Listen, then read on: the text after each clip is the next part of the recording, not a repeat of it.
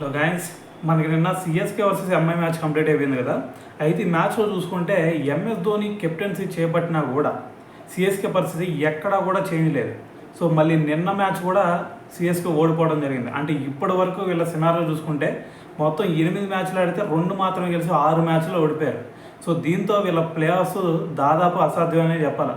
అయితే నిన్న ఈ మ్యాచ్లో చూసుకుంటే వీళ్ళకల్లే శివన్ డూబే అలాగే జడేజా వీళ్ళిద్దరి మధ్య పార్ట్నర్షిప్ తప్ప ఇంకా ఏడా కూడా ఒక మంచి పార్ట్నర్షిప్ బిల్డ్ అవ్వాలి. సో ఫస్ట్లో చూసుకుంటే ఆయుష్ మాత్రే ఒక మంచి ఇన్నింగ్స్ ఆడాడు. సో వీళ్ళ ముగ్గురు తప్ప ఇంక ఎవరు కూడా సరైన రీతిలో రాణించలేకపోయారు. అయితే దాని తర్వాత చూసుకుంటే మరి వీళ్ళ బౌలింగ్లో చూసుకున్నా సరే చాలా దారుణంగా పరిస్థితి ఉంది.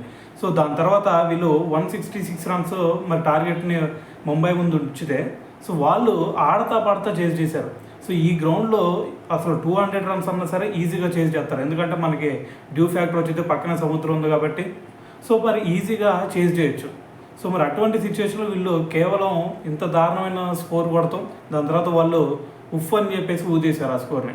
సో ఎట్లాగైనా సరే వాంకెడ స్టేడియం అంటే ఎలాగైనా సరే ఖచ్చితంగా 200 రన్స్ ఉండాలి. సో మరి అది కొట్టలేకపోయారు. సో నిన్న సినారియో చూసాం మనందరం. అయితే దీని తర్వాత మరి ఎంఎస్ ధోని సో దీని గురించి మాట్లాడాడు. అయితే ఎంఎస్ ధోని ఏమంటున్నాడంటే మేము ఓడిపోవడానికి కారణం ఏది లేదు, ఒకటే రీజన్. ఒకటి ఏంటంటే మాకల్లి బ్యాటింగ్ చూసుకుంటే మేము మిడిల్ ఓవర్స్లో కొంచెం దాటికి ఆడాలని ట్రై చేసాం. దాని తర్వాత చివరి ఓవర్లో వచ్చేసరికి కూడా సో అదే కంటిన్యూ చేయాలనుకున్నాం. కానీ అక్కడ సినారీ ఏంటంటే బుమ్రా వచ్చాడు ఆ టైంలో. సో బుమ్రాని కొడతాం కొంచెం కష్టంగా మారింది. సో దానివల్లే మేము ఎక్కువ స్కోర్ చేయలేకపోయాం. దాని తర్వాత మరి వాళ్ళ బ్యాటింగ్ వచ్చేటప్పుడు మాకు ఒక స్ట్రాటజీ ఉంది. అదేంటంటే మేము మా స్పిన్నర్లతో వాళ్ళ మీద అటాక్ చేయాలనుకున్నాం. కానీ సూర్య కొట్టిన షాట్లకి మా స్పిన్నర్స్ అసలు బౌలింగ్ ఎలా వేయాలా అనేది కూడా అర్థం కాకుండా బౌలింగ్ చేశారు. సో మరి ఇక్కడ క్రెడిట్ గోస్ టు మనకి డెత్ ఓవర్లో వచ్చేసరికి బుమ్రాకి ఇస్తే దీని తర్వాత బ్యాటింగ్లో వచ్చేసరికి సూర్యకి ఇవ్వాలా. సో మరి వాళ్ళిద్దరి వల్లే మేము ఈరోజు మ్యాచ్ ఓడిపోవాల్సి వచ్చిందని చెప్పేసి ధోని చెప్పాడు. అయితే దాని తర్వాత మరి ఆయుష్ మాత్రే గురించి కూడా మాట్లాడాడు.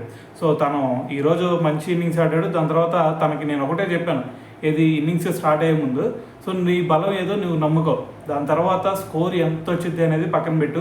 సో నీ బలాన్ని నువ్వు నమ్ముకొని బిగ్ షాట్కి వెళ్ళు అని చెప్పాను. సో అలాగే తనైతే ఈరోజు ఆడాడు. సో మంచి స్కోర్ చేశాడు అని చెప్పాడు. అయితే దాని తర్వాత ఇంకో విషయం ఏంటంటే ఇక్కడ తను మాట్లాడింది ప్లే ఆఫ్స్ గురించి. అందరికి కూడా ఇదే డౌట్, అసలు సిఎస్కే ప్లే ఆఫ్స్కి వెళ్ళిద్దా లేదా అని చెప్పేసి.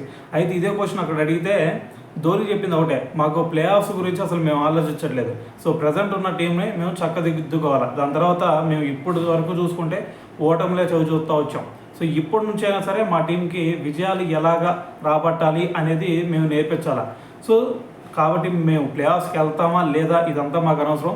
మేము ఇక్కడ నుంచి మ్యాచ్లు గెలవటం అది మాత్రమే మాకు ముఖ్యం. దాని తర్వాత మా టీంని మంచిగా బిల్డప్ చేసుకోవడం, ఈ 2 మాత్రమే మా ముందు ఉంది అని చెప్పేసి ధోని అయితే చెప్పడం జరిగింది. సో దీన్ని బట్టి మరి ధోని కూడా దీన్ని బట్టి ప్లే ఆఫ్స్కి వెళ్ళటం అనేది కష్టమే అని చెప్పేసి అనుకుంటున్నట్టయితే దీన్ని బట్టి అర్థమవుతుంది. సో ఏదేమైనా సరే మరి నిన్న పర్ఫార్మెన్స్ బట్టి సిఎస్కే గురించి మీరేమనుకుంటున్నారనేది కూడా కింద కామెంట్ చేయండి.